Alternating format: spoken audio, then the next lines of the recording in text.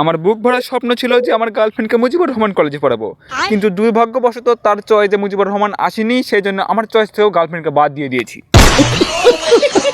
ডাস্টবিনে ময়লা খাওয়ার পরেও এই গরুগুলো যেরকম স্বাস্থ্য হয়েছে, 28 চাউলের ভাত খেয়েও আমার এরকম স্বাস্থ্য হয়নি। আজকে যাচ্ছিলাম সাত মাথা এবং যাওয়ার আগে একটা মাথার সাথে দেখা হয়ে গেল। সেই মাথালা ব্যক্তি দেখে আবার পাগলের মতো ইশারাও করে, ই মা এটা না আমার বন্ধু ইব্রাহিম। বললে যাই হয়ে যাক বন্ধু, তুমি তার আবার মন টন খারাপ করো না, আর করলেও তো আমার করার কিছু নাই।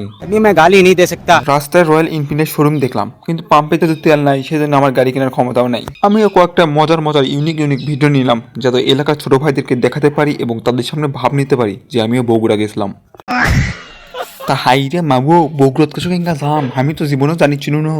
আর আমাদের ভবিষ্যৎ ছেলে মেয়েদের জন্য আমরা এখনই কাপড় চয়েস করে রেখে যাচ্ছি, যেন পরবর্তীতে বাচ্চা কাচ্চা হওয়ার পর আমরা এখান থেকে কিনতে পারি।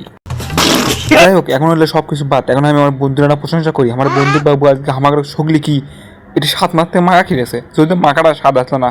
যাই হোক, বন্ধু তো খেলেছে, মাগ না পাইলে কেটে আর ছাড়ে। পরিশেষে আমি ওই বন্ধুর এই ভালোবাসায় মুগ্ধ হয়ে তার মাথায় একটু হাত বুলিয়ে দিলাম, যেন আল্লাহ তার মাথায় একটু ব্রেন বুদ্ধি দান করে। যাই হোক বন্ধু, তুমি এলে যার কিছু মনে করো না। তা বন্ধুর মোবাইলটা নষ্ট হয়ে গেছিলো, বন্ধু নাকি এই মোবাইল দিয়ে নাকি মমিনত গেছে, মমিনে খাবার ছবি তুলছে, যার কারণে পানির মধ্যে পড়ে যায় বন্ধুর মোবাইলটা। আর এই কলেজটা দেখে আমি ইমোশনাল হয়ে গেলাম, কারণ এই কলেজে ভর্তি হতে পারিনি দেখে আমার গার্লফ্রেন্ড আমাকে ছেড়ে চলে গিয়েছিল।